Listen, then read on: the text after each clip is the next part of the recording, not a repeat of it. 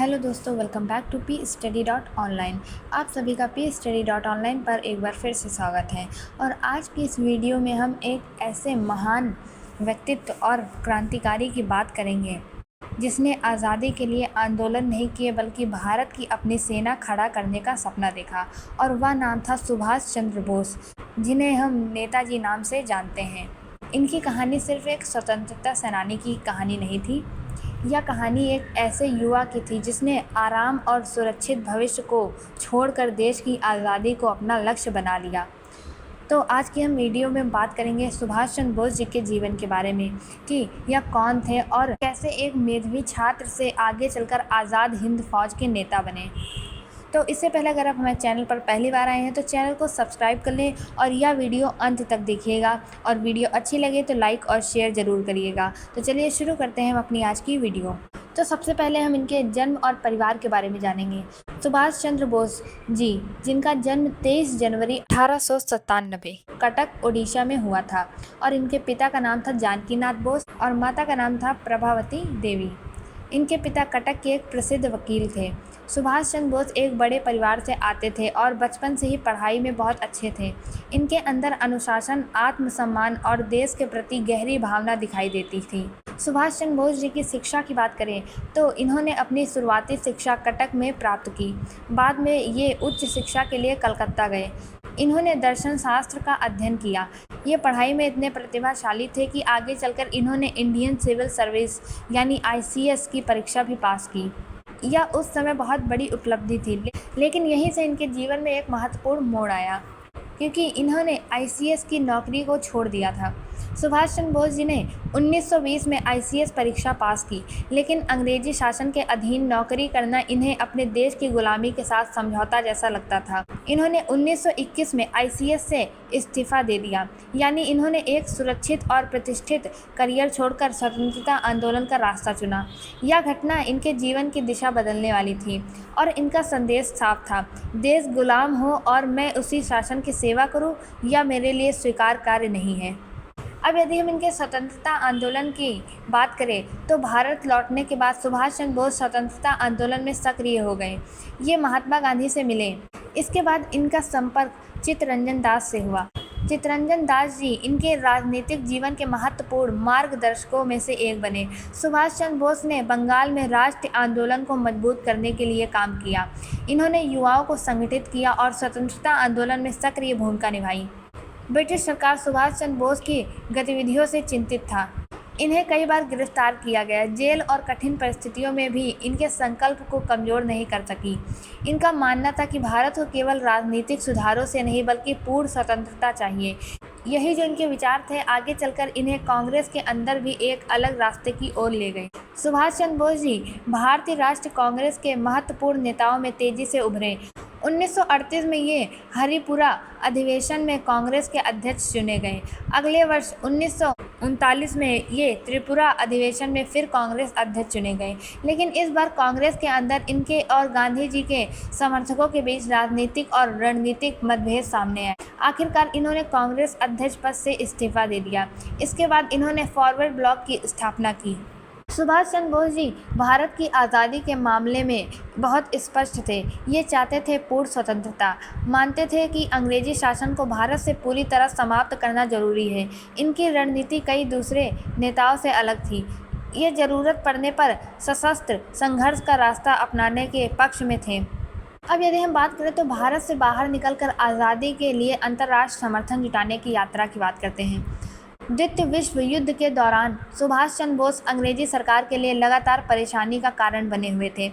इन्हें गिरफ्तार किया गया और बाद में कलकत्ता में इनके घर पर नज़रबंद कर दिया गया, लेकिन नेताजी चुप बैठने वाले नहीं थे। इनका लक्ष्य था भारत को अंग्रेजी शासन से मुक्त कराना। इन्होंने भारत से बाहर जाकर दूसरे देशों की मदद से स्वतंत्रता आंदोलन को मजबूत करने की योजना बनाई और फिर जनवरी 1941 में सुभाष चंद्र बोस नज़रबंदी से निकलने में सफल हुए। इन्होंने अपना रूप बदला और गुप्त रूप से भारत से बाहर निकल गए। ये कोलकाता से निकलकर उत्तर पश्चिमी की ओर गए और फिर भारत से बाहर पहुंचे। इनकी यात्रा आसान नहीं थी। इन्हें अपनी पहचान छिपानी पड़ी और कई रास्ते से होते हुए आगे बढ़ना पड़ा। और यह जर्मनी पहुंचे। जर्मनी पहुंचने के बाद नेताजी ने भारत की आज़ादी के लिए अंतर्राष्ट्रीय समर्थन जुटाने का प्रयास किया। इन्होंने जर्मन सरकार के सामने भारत की स्वतंत्रता का मुद्दा उठाया। इन्होंने वहां भारतीय युद्धबंदियों से संपर्क स्थापित किया। इसी दौरान इन्होंने फ्री इंडिया सेंटर और आज़ाद हिंद रेडियो के माध्यम से भारत में संदेश पहुंचाने का प्रयास किया। रेडियो प्रसारण के माध्यम से ये भारतीयों से स्वतंत्रता संघर्ष जारी रखने की अपील करते थे। यदि आज़ाद हिंद रेडियो की बात करें तो यह नेताजी के प्रचार और संदेश पहुंचाने का महत्वपूर्ण माध्यम बना। इसके जरिए भारत के लोगों तक स्वतंत्रता आंदोलन से जुड़े संदेश पहुंचाने की कोशिश की गई। इनका उद्देश्य था कि अंग्रेजी सरकार के प्रचार के सामने भारत की स्वतंत्रता की आवाज़ भी दुनिया तक पहुंचे। लेकिन नेताजी समझ रहे थे कि भारत की आज़ादी के लिए एशिया में मौजूद भारतीय सैनिकों और स्वतंत्रता समर्थकों को संगठित करना अधिक प्रभावी हो सकता है। इसीलिए इन्होंने जर्मनी से जापान की ओर जाने का फैसला किया और यह यात्रा बेहद कठिन थी। 1943 में ये जापान के नियंत्रण वाले दक्षिण पूर्व एशिया पहुँचे। यहीं से इनके जीवन का सबसे महत्वपूर्ण अध्याय शुरू हुआ। अब हम यहाँ पे बात करेंगे आज़ाद हिंद फौज की। आज़ाद हिंद फौज इंडियन नेशनल आर्मी INA, यह एक महत्वपूर्ण एग्ज़ाम फैक्ट भी है। एग्ज़ाम के लिए भी क्वेश्चन है कि इसका स्थापना किसने किया। आज़ाद हिंद फौज की शुरुआत सुभाष चंद्र बोस ने लेकिन नहीं की थी। इसके प्रारंभिक गठन में कैप्टन मोहन सिंह और दक्षिण पूर्व एशिया में भारतीय स्वतंत्रता समर्थकों की महत्वपूर्ण भूमिका थी। बाद में रास बिहारी बोस ने भी इसके संगठन में महत्वपूर्ण भूमिका निभाई और फिर 1943 में सुभाष चंद्र बोस जी ने इसका नेतृत्व संभाला। इसके बाद INA को नेताजी के नेतृत्व में एक नई ऊर्जा और व्यापक राजनीतिक दिशा मिली। सुभाष चंद्र बोस जी ने दक्षिण पूर्व एशिया में रहने वाले भारतीयों को स्वतंत्रता आंदोलन से जोड़ने का प्रयास किया। इन्होंने सैनिकों में एक भावना पैदा की, भारत की आज़ादी के लिए लड़ना। इन्होंने आज़ाद हिंद फौज को एक संगठित स्वतंत्रता सेना के रूप में प्रस्तुत किया और इनका प्रसिद्ध आह्वान था दिल्ली चलो। यह केवल एक नारा नहीं था, यह भारत की राजधानी तक पहुंचकर अंग्रेजी शासन को चुनौती देने का लक्ष्य था। नेताजी का एक बहुत प्रसिद्ध आह्वान था जो आप सभी भी जानते होंगे, तुम मुझे खून दो मैं तुम्हें आज़ादी दूंगा। इसका उद्देश्य भारतीयों में बलिदान और स्वतंत्रता के लिए समर्पण की भावना जगाना था। इस संदेश ने दक्षिण पूर्व एशिया में रहने वाले कई भारतीयों को स्वतंत्रता आंदोलन से जोड़ने में महत्वपूर्ण भूमिका निभाई। 21 अक्टूबर 1943 सुभाष चंद्र बोस ने आज़ाद हिंद की अंतरिम सरकार provincial government of free India की स्थापना की घोषणा की। इस सरकार का उद्देश्य था स्वतंत्र भारत की स्थायी सरकार के रूप में काम करना। सुभाष चंद्र बोस जी इसके प्रमुख राष्ट्र अध्यक्ष और प्रधानमंत्री बने। इन्होंने विदेशों में भारत की स्वतंत्रता के लिए राजनीतिक समर्थन जुटाने का प्रयास किया। और यह जो आप पॉइंट में बात कर रही हैं, यह आपके लिए कॉम्पिटिटिव एग्ज़ाम के लिए बहुत ही इम्पॉर्टेंट है। तो इसमें आपको बहुत से ऐसे क्वेश्चंस मिलेंगे क्योंकि आपको इनके जीवन के बारे में जानना चाहिए। इनके जीवन से और उनके जो भी इनके काम हैं उनसे कॉम्पिटिटिव एग्ज़ाम में क्वेश्चंस आते हैं। तो मैं आपको बीच बीच में इसके कॉम्पिटिटिव के जो इम्पॉर्टेंट फैक्ट और जो क्वेश्चंस होंगे वो बताते रहूँगी। आज़ाद हिंद सरकार को कुछ देशों ने मान्यता दी। इसमें जापान, जर्मनी और इटली सहित कुछ एक्सिस पावर तथा इनकी सहयोगी देश शामिल थे। जापान ने अंडमान और निकोबार द्वीपों का प्रशासन आज़ाद हिंद सरकार को सौंपने की घोषणा की। नेताजी ने इन द्वीपों के नाम अंडमान शहीद, निकोबार स्वराज रखे। यह घटना स्वतंत्र भारत के प्रतीकात्मक दावे के रूप में महत्वपूर्ण थी। अब हम यदि आज़ाद हिंद फौज की सबसे खास बातों में से एक थी महिलाओं की सैन्य भागीदारी। नेताजी ने महिलाओं को भी स्वतंत्रता संघर्ष में सक्रिय भूमिका देने का समर्थन किया। इन्होंने महिला सैनिकों की एक अलग रेजिमेंट बनाई, रानी झांसी रेजिमेंट। इसकी कमान संभाली कैप्टन लक्ष्मी सहगल ने। यह रेजिमेंट रानी लक्ष्मीबाई के नाम पर रखी गई थी। इससे यह संदेश गया कि भारत की आज़ादी की लड़ाई में महिलाएं भी बराबर की भागीदारी हैं। आज़ाद हिंद फौज के सामने बड़ा लक्ष्य था भारत की सीमा तक पहुंचना। जापानी सेना के साथ मिलकर INA ने बर्मा, अब म्यांमार के रास्ते भारत की ओर अभियान चलाया। 1944 में INA और जापानी सेना भारत के पूर्व उत्तर क्षेत्र तक पहुंची। मणिपुर के मोइरांग में आज़ाद हिंद से जुड़ा झंडा फहराया जाने की घटना और INA के अभियान का महत्वपूर्ण प्रतीक माना जाता है। INA और जापानी सेना का अभियान आगे बढ़ा लेकिन इन्हें भारी सैन्य कठिनाइयों का सामना करना पड़ा। अब हम इम्फाल और कोहिमा की युद्ध की बात करें तो इम्फाल जो कि मणिपुर की राजधानी है और कोहिमा जो नागालैंड की राजधानी है। आईएनए और जापानी सेना का अभियान आगे बढ़ा, लेकिन इन्हें भारी सैन्य कठिनाइयों का सामना करना पड़ा और इम्फाल और कोहिमा के युद्ध द्वितीय विश्व युद्ध के महत्वपूर्ण मोर्चे बने। आपूर्ति की कमी, कठिन भौगोलिक परिस्थितियां, मानसून और सैन्य दबाव के कारण जापानी आईएनए अभियान सफल नहीं हो सका और इन्हें पीछे हटना पड़ा। लेकिन आईएनए की भूमिका ने भारतीय स्वतंत्रता आंदोलन में एक अलग प्रकार की ऊर्जा पैदा की। तो अब यदि हम आईएनए के महत्व की बात करें, तो अगर आईएनए सैन्य रूप से भारत को आज़ाद नहीं कर सकी तो उसका महत्व क्या था? इसका जवाब बहुत ही महत्वपूर्ण है। आईएनए ने यह संदेश दिया कि भारतीय सैनिक भी अंग्रेजी शासन के खिलाफ हथियार उठा सकते हैं। युद्ध के बाद आईएनए के सैनिकों पर मुकदमे चलाए गए। इन मुकदमों ने भारत में व्यापक जन भावना पैदा की। कई भारतीयों ने आईएनए के सैनिकों के समर्थन में आवाज़ उठाई। इससे ब्रिटिश शासन के सामने भारतीय सैनिकों और जनता की बदलती मानसिकता का प्रश्न भी महत्वपूर्ण बना। जितना भी हमने जितना भी जाना है, इसमें आपको बहुत सारे क्वेश्चंस मिलेंगे जो कॉम्पिटिटिव एग्ज़ाम में आते हैं और पूछे भी जाते हैं। यह सबसे पहला इसमें आपको यही पूछा जा सकता है कि सुभाष चंद्र बोस जी को नज़रबंदी से कब निकले वह? तो वह 1941। जर्मनी कब पहुँचे? तो वह जर्मनी कब पहुँचे? 1941 में। और आईएनए का प्रारंभिक गठन किससे जुड़ा हुआ है? या ज़्यादातर सुभाष चंद्र बोस जी का नाम लिया जाता है, लेकिन इसका नाम कैप्टन मोहन सिंह से जुड़ा है और इसके बाद इसका नेतृत्व सुभाष चंद्र बोस जी ने किया था। और इसका नेतृत्व इन्होंने कब किया था? 1943 में। आज़ाद हिंद सरकार की स्थापना की आपको डेट याद होनी चाहिए, 21 अक्टूबर 1943। प्रसिद्ध नारा दिल्ली चलो। रानी झांसी रेजिमेंट की कमान किसने संभाली? कैप्टन लक्ष्मी सहगल। अंडमान का नया नाम क्या था? शहीद। निकोबार का स्वराज। आईएनए का महत्वपूर्ण अभियान क्या था? इम्फाल और कोहिमा क्षेत्र। मोइरांग कहाँ है? मणिपुर में। और इम्फाल और कोहिमा, इम्फाल जो कि मणिपुर की राजधानी है और कोहिमा जो कि नागालैंड की राजधानी है। तो यहाँ तक हमने बात कर ली कि जर्मनी में भारत की स्वतंत्रता के लिए समर्थन जुटाने का प्रयास किया, फिर जापान पहुँचे और आज़ाद हिंद फौज यानी आईएनए का नेतृत्व संभाला। 21 अक्टूबर 1943 को इन्होंने आज़ाद हिंद की अंतरिम सरकार की स्थापना की। रानी झांसी रेजिमेंट के माध्यम से महिलाओं को भी स्वतंत्रता संघर्ष में सैन्य भूमिका दी। आईएनए ने जापानी सेना के साथ मिलकर भारत की सीमा तक पहुंचने का प्रयास किया, लेकिन 1944 के बाद युद्ध की परिस्थितियां बदलने लगी और आईएनए को पीछे हटना पड़ा। तो अब हम आगे बात करते हैं द्वितीय विश्व युद्ध का बदलता दौर। 1944 के बाद युद्ध की स्थिति तेज़ी से बदलने लगी। जापान को कई मोर्चों पर हार का सामना करना पड़ा। इसका सीधा प्रभाव आज़ाद हिंद फौज पर भी पड़ा, क्योंकि आईएनए का सैन्य अभियान जापानी सहायता से जुड़ा हुआ था। संसाधनों की कमी, सैनिक कठिनाइयों और बदलती युद्ध परिस्थितियों के कारण आईएनए का अभियान कमज़ोर पड़ने लगा। 1945 में जापान ने आत्मसमर्पण कर दिया। इसके बाद आईएनए की सैन्य स्थिति लगभग समाप्त हो गई। कई आईएनए सैनिकों को गिरफ्तार कर लिया गया। आईएनए के ट्रायल की बात करें तो लाल किला मुकदमे की। युद्ध के बाद ब्रिटिश सरकार ने आज़ाद हिंद फौज के कुछ अधिकारियों पर मुकदमा चलाने का फैसला किया। इन मुकदमों को इतिहास में कहा जाता है आईएनए ट्रायल या रेड फोर्ट ट्रायल्स, क्योंकि प्रमुख मुकदमे दिल्ली के लाल किले में चलाए गए। पहले प्रमुख मुकदमों में 3 अधिकारियों के नाम विशेष रूप से याद किए जाते हैं: शहनवाज खान, प्रेम कुमार सहगल, गुरबख्श सिंह ढिल्लों। इन पर ब्रिटिश सरकार के खिलाफ युद्ध कराने जैसे आरोप लगाए गए। आईएनए ट्रायल्स का भारतीय जनता पर बहुत गहरा प्रभाव पड़ा।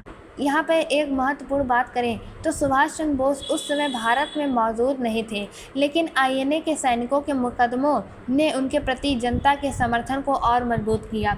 देश के अलग अलग हिस्सों में आईएनए के सैनिकों के समर्थन में आवाज़ उठी। कई राजनीतिक विचारधाराओं के लोग भी इन सैनिकों को समर्थन में एक साथ आए। इससे ब्रिटिश सरकार के सामने एक महत्वपूर्ण चुनौती खड़ी हुई कि भारत की जनता और भारतीय सैनिकों की मानसिकता बदल रही है। आईएनए के प्रभाव को केवल अदालतों तक सीमित करके नहीं देखा जा सकता। 1946 में रॉयल इंडियन नेवी म्यूटिनी यानी नौसैनिक विद्रोह हुआ।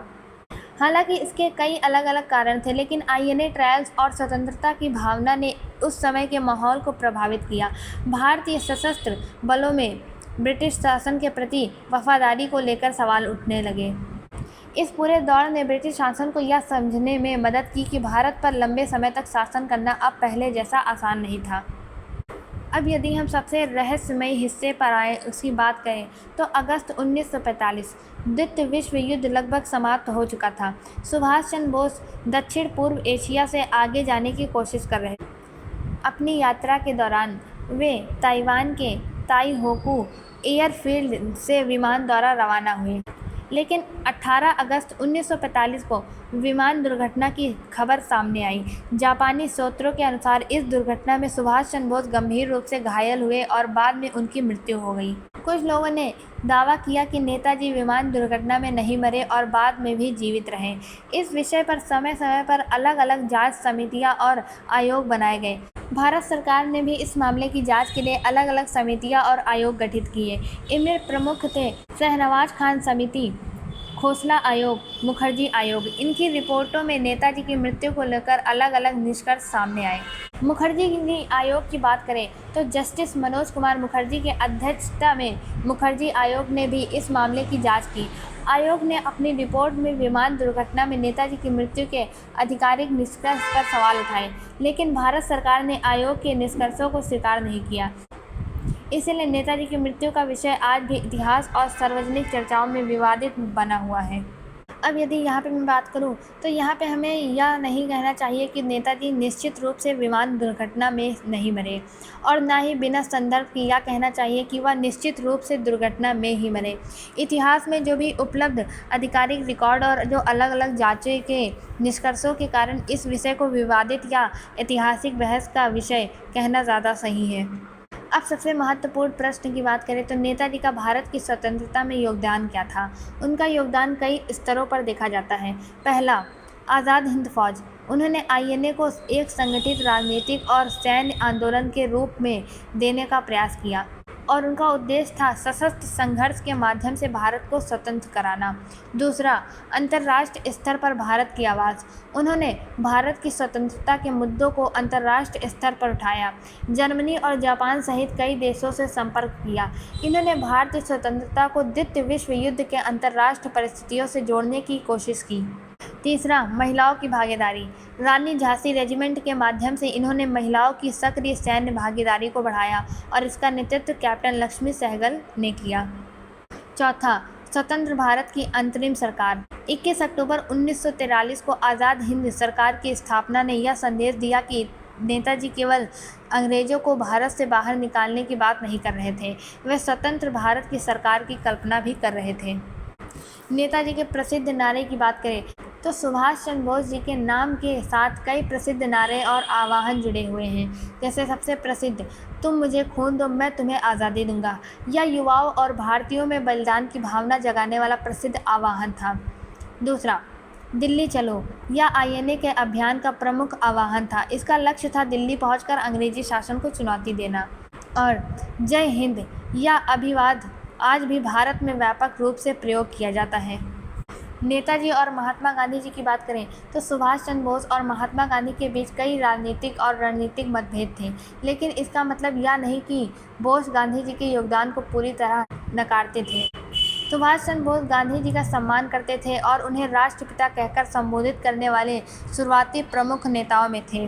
गांधी जी को राष्ट्रपिता सुभाष चंद्र बोस ने ही कहा। 1944 में आज़ाद हिंद रेडियो से दिए एक संदेश में उन्होंने गांधी जी को राष्ट्रपिता कहकर संबोधित किया और उनसे समर्थन की अपील की।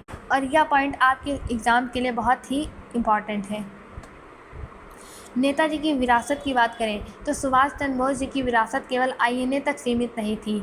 आज उन्हें याद किया जाता है देशभक्त के प्रतीक के रूप में, सैन्य संघर्ष के समर्थक नेता के रूप में, अंतर्राष्ट्रीय स्तर पर स्वतंत्रता की आवाज़ उठाने वाले नेता के रूप में, महिलाओं की सैन्य भागीदारी को बढ़ावा देने वाले नेता के रूप में, युवाओं में राष्ट्रवादी भावना जगाने वाले नेता के रूप में। तो अभी जो मैंने पूरी इसमें बात की कि इनके जीवन के बारे में बताया, इनका जन्म कहाँ हुआ, तो एक बार इसको हम फिर से रिपीट कर लेते हैं। तो जैसे इनका जन्म हुआ 23 जनवरी 1897 कटक उड़ीसा में। पिता का नाम जानकीनाथ बोस, माता का प्रभावती देवी। आईसीएस की परीक्षा इन्होंने पास की थी 1920 में और 1921 में इस्तीफा दे दिया था। कांग्रेस के अध्यक्ष बने थे 1938 में हरिपुरा में और 1939 में त्रिपुरा में। फॉरवर्ड ब्लॉक की स्थापना की थी 1939 में।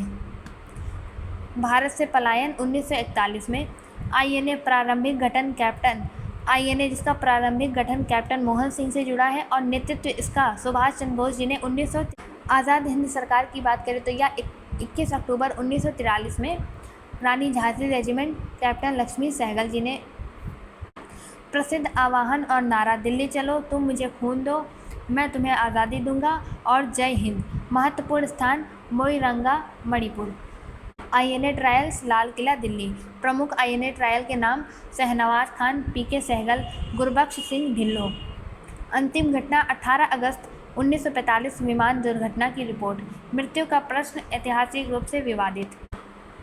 तो आपको इनकी बायोग्राफी में कई सारे सवाल मिल जाएंगे कॉम्पिटिटिव एग्जाम्स से बेस पर। अगर आप किसी भी परीक्षा की तैयारी कर रहे हैं तो आपके लिए ये सारी वीडियो जो भी मैं इस समय डाल रही हूँ वो आपके लिए बहुत इंपॉर्टेंट है। आपने और भी वीडियोज़ नहीं देखी तो आप वो भी देख सकते हैं।